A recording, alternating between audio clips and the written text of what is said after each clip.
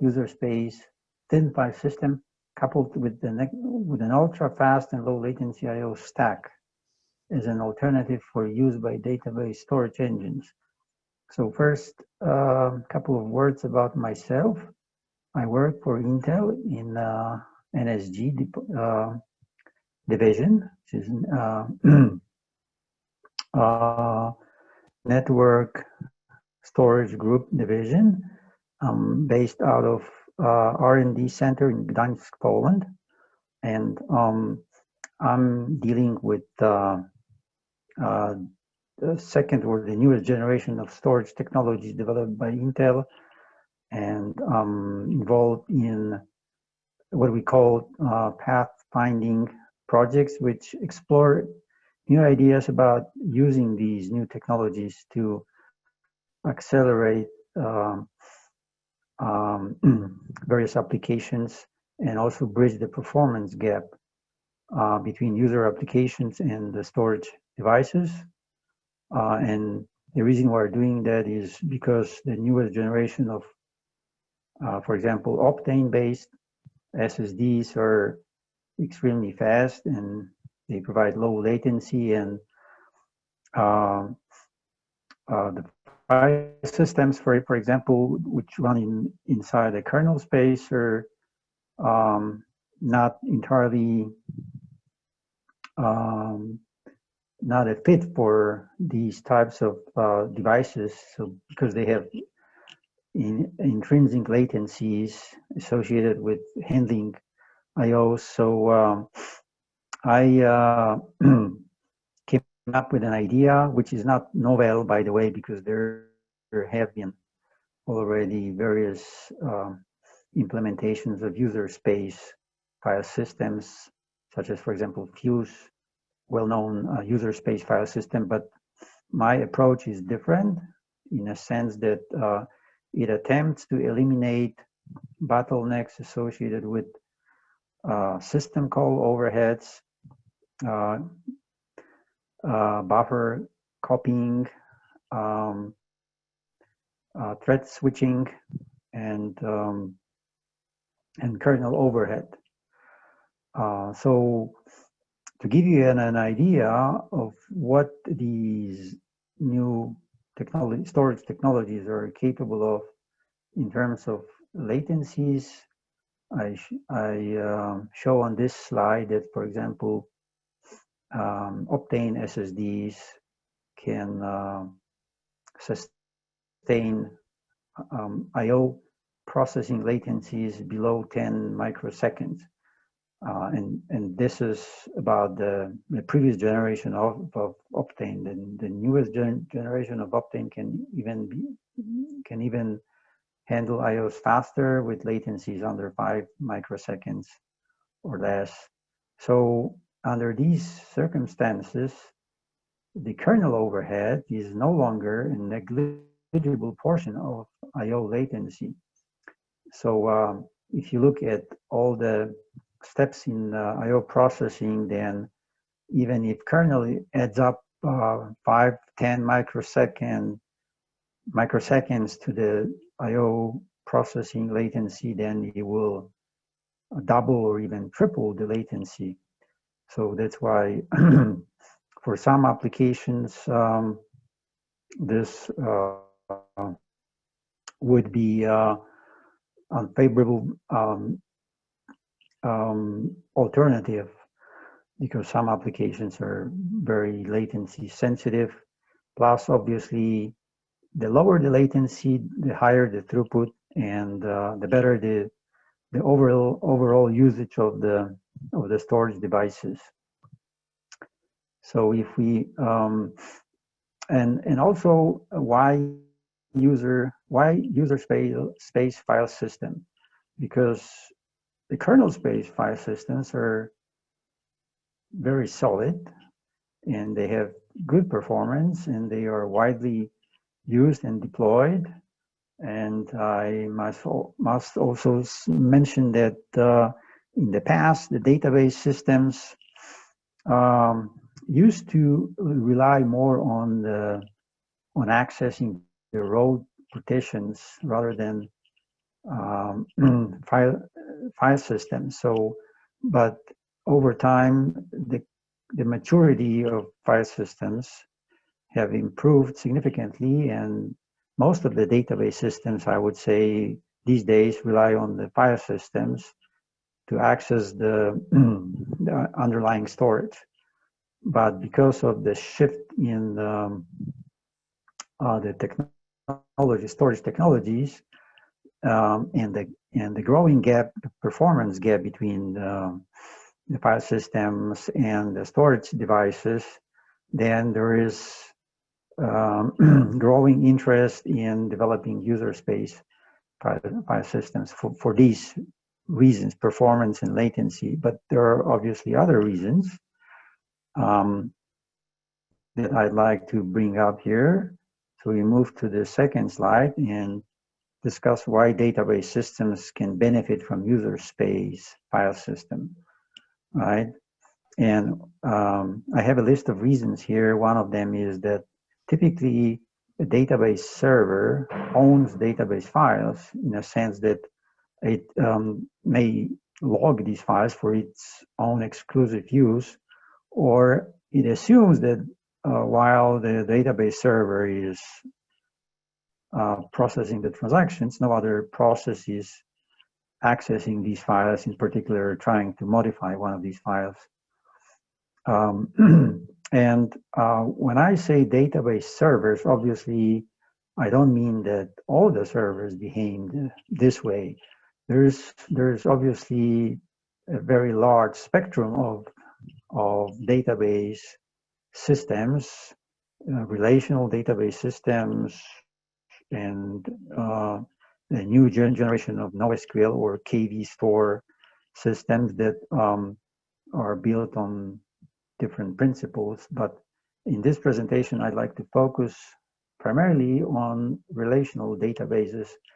And the reason for that is that these database systems are very sensitive to I/O processing latency and to the ways the file systems are handling I/O atomicity and the I/O durability, because these databases, the relational databases, have to satisfy the ACID principles, the atomicity, consistency, isolation, and durability. And because of that, they have to make certain assumptions about the underlying file system in terms of when the data is really stored to the media and hardened to the media.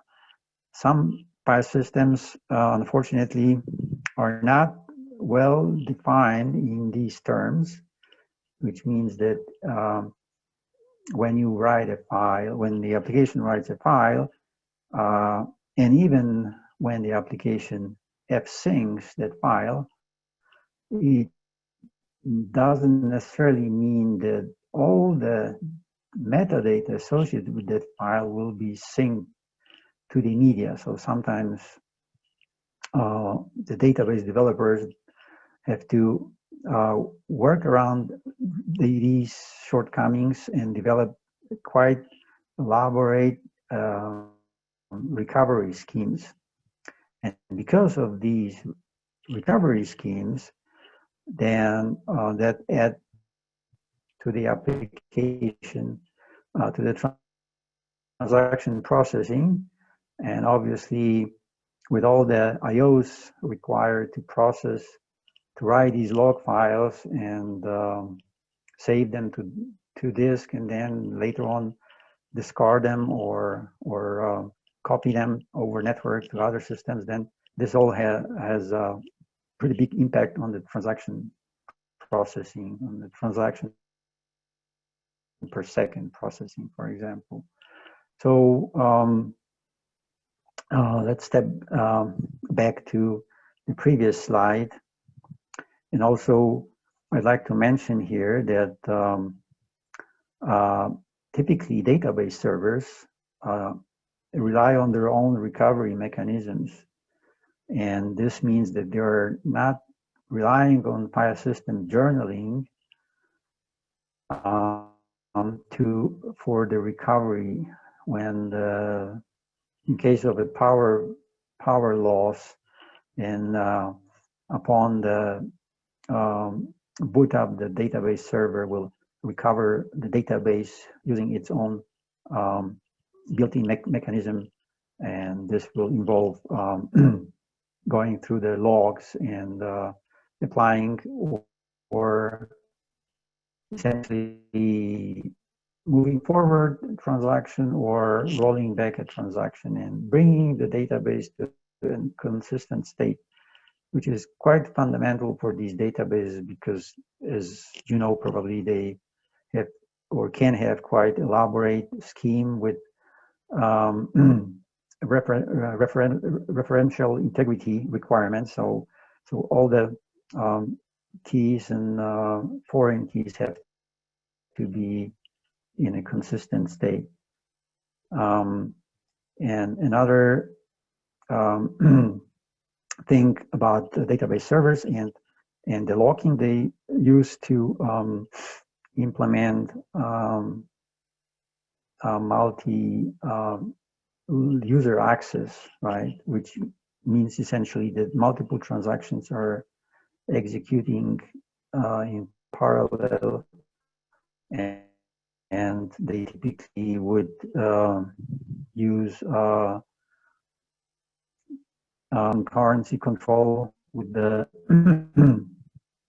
two-phase locking, right? When in the one phase the transaction acquires logs, and then while it makes changes, then it releases them at the end.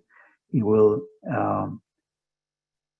apply the changes and then release all the logs. But when multiple transactions execute at the same time, the database server has to implement very elaborate locking mechanism, and this will be done by the server itself. The server will not rely on the underlying file system locking, file locking. So because of all these reasons,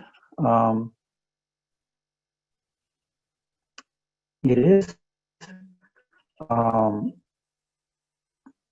the point here that I'm making is that a lot of features that the file system provides, such as file locking, journaling, and internal recovery, are not being used by the database servers. So this makes the implementer of the user space file system job much easier.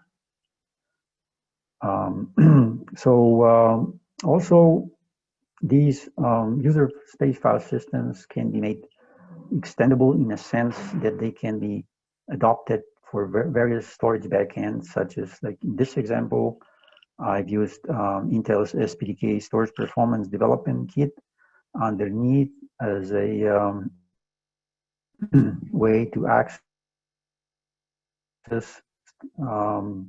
NVMe devices, but also can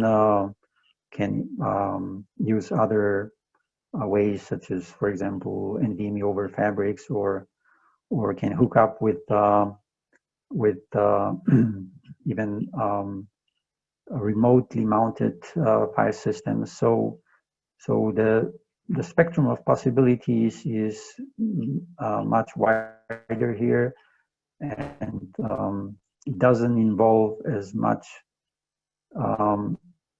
development and debugging as in the case of kernel space file systems.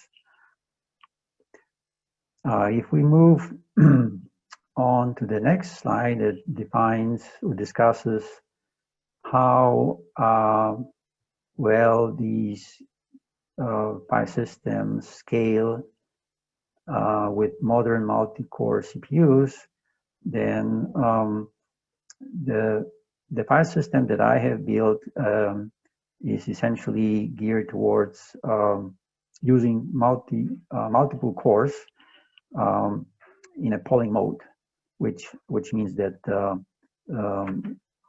essentially the threads that are internal to the file system, they don't. Once they acquire a core, they essentially pull various events, queue messages or queue PCI completions without relinquishing the core. And this is an advantage in the modern design because that way they don't incur the context switches and can process large number of IOs on a single core. For example, the underlying SPDK stack developed by Intel can handle 10 plus million IOPS in a single core.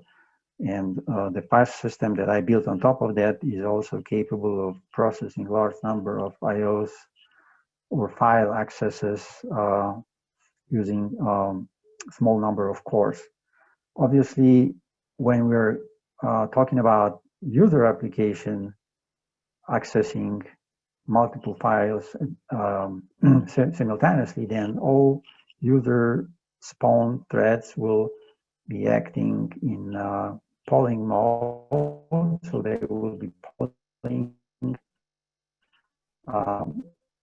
file or IO objects for completion. They can potentially take multiple cores at 100% occupation. So then obviously it's up to the user how they effectively use the cores in the most efficient way. Then the next thing is the write IO atomicity, which is important thing from the perspective of file system server usage. And before we go to that slide, I'd like to make sure again that you hear me very well. If you can confirm that.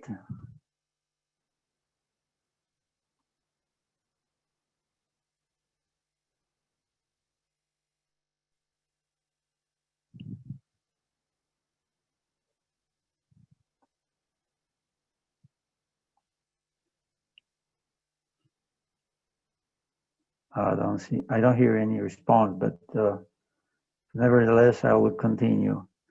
Yes, you're doing fine. You're doing fine, Jan. But okay. You might want to set your slides are not set in slideshow mode. We're just seeing we're seeing your slides and the sidebar there. Yes, yes, I'll switch them to next. No, the one to the right. There. There we go.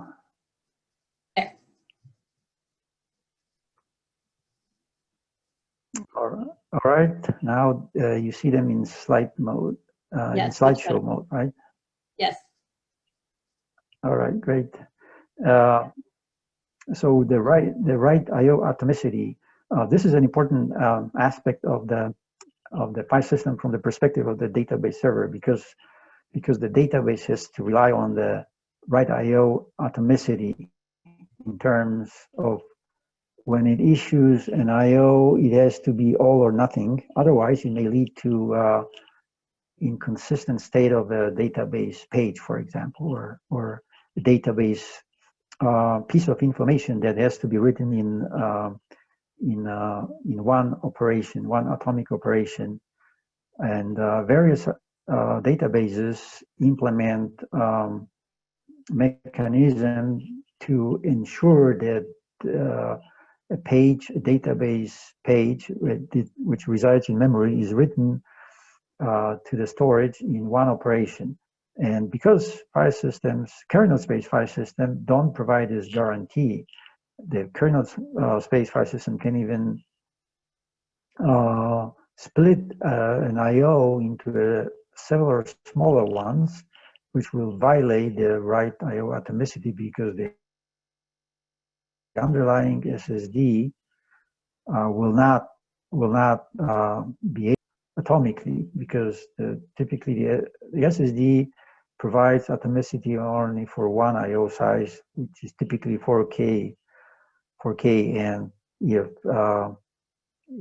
a database server writes 16K, then first there is no way an SSD can do it in one write, and secondly, even if the SSD were able to do it in one I/O, then the underlying file system may split it in multiple I/Os, which will break this whole guarantee, this whole assumption. It may lead to inconsistent database if a power failure occurs while the I/O is being processed.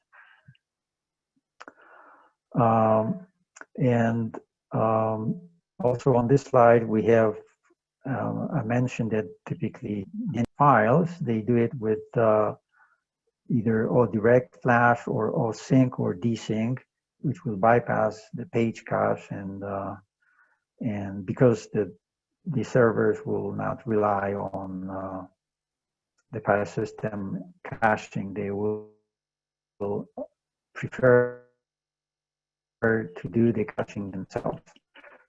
These are critical aspects of using a user space file system in a database system application. Now, also for the cloud deployments, this may be a viable option because the cloud deployments, you may argue, are and resulting protection of the database files. So this is also a potential area where the user space file system may gain wider adoption. Now,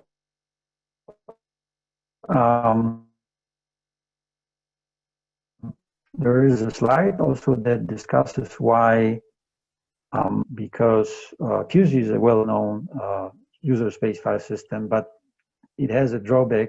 It has still a kernel module. So I want a piece from my file system. It's top-down, all user space, entirely user space. So IXPUG has also limited scalability and registers itself with a virtual file system, which is another undesirable feature for this idea.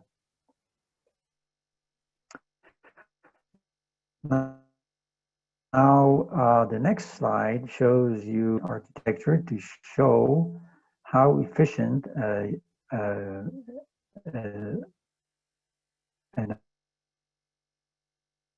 I/O stack can be with when it's implemented with the idea of keeping the mentioned previously.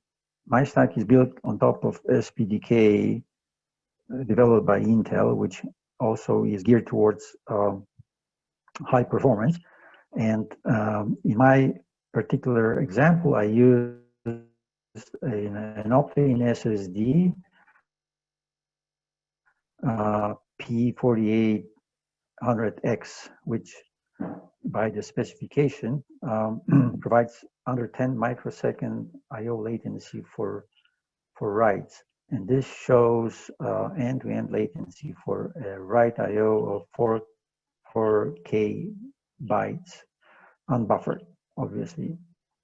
And on the right-hand side, you see that the SPDK plus the device latency is only 8.5 microsecond, which is very good, given that the Optane latency is by the spec under 10 microsecond, and the I/O stack is only 1.9 microsecond. The file emulation and the POSIX API only at 1 microsecond, which altogether gives about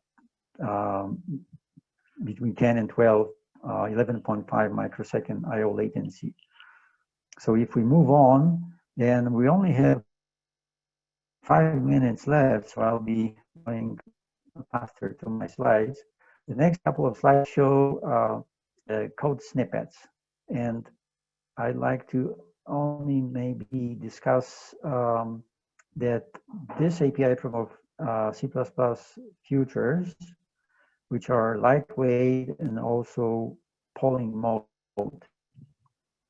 So the read and write operations on this slide provide a future. When you call a read and you get a future back, then you can do multiple reads, then save all these futures, and then at the point where you need the result, then you just call a get, and the get, you have to poll the get and until you get successful completion, which is, and these APIs are essentially new APIs that are not present in the POSIX file IO. The next slide shows the minimum set of APIs that I have to provide to be able to adopt the InnoDB, which is the MySQL DB engine, to use my my user space. But it really quite a small subset compared to all the APIs that that file system will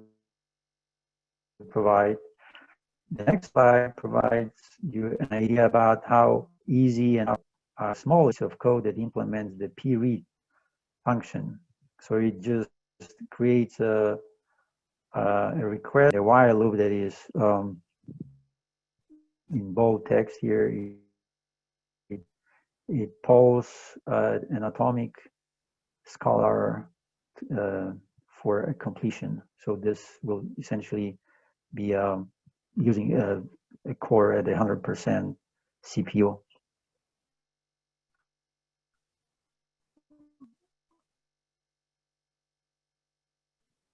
Then this is again of get polling works.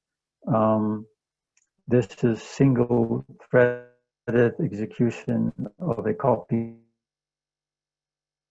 file that shows how the future API can be used effectively in very good performance. Then there is a short discussion about the lightweight memory object pools used as part of this implementation. And then we get to benchmarks, and the benchmarks have part. The left side is the comparison between pread operation of the ext4 file system, and the performance is not that different because the file system, the kernel file system, appears to be very efficient when it comes to. But then on the right side, it shows you the async API. The async API in this case, I'm comparing against AIO. My API is about twice as fast as AIO against the same disk underneath, the same storage, which tells you that it is very efficient, gives you a lot of improvement, and this applies to a number of files ranging from 1 to 256 simultaneously. So essentially doing the writes to these number of files simultaneously, which means that it has pretty good scalability. Then the next slide shows the latency comparison between pread on ext4 and pread in my file system. The last column is the the kernel space, file system, and on the plot, the vertical scale is logarithmic. So you can see that, for example, for 4K, the latency, the overall latency for user space is 11.4 microseconds. For kernel space is 16.9. So there is a quite significant improvement. Then the next slide is sequential benchmarks versus IX, which also on the async side, which is the right side, the right side of the picture, there's a huge improvement compared to AIO. Right? There is a 3 times improvement for certain IO size like 16, the 3 to 4x improvement. And the last slide is about the benchmarking InnoDB in OLTP mode using sysbench. So here there is a quite significant improvement in transaction processing, about 15% here within the number of threads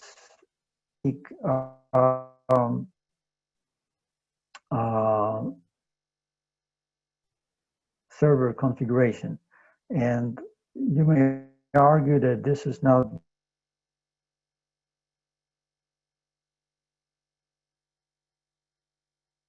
great, but it's doing only unbuffered IOs. So even with unbuffered IOs, and essentially the F-sync in my case is just a null, because all the IOs go directly to the media.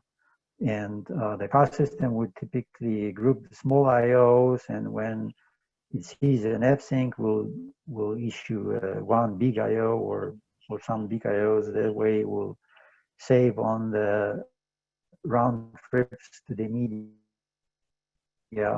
But even without that, the might improvement in performance. And the last slide is about the configuration. So all the tests were like 48 core with 192 gigabytes of DRAM, and the storage device I was testing against was, as I mentioned, the OptiSSD P4800X. So this is all I have for this presentation, and if you have any questions, please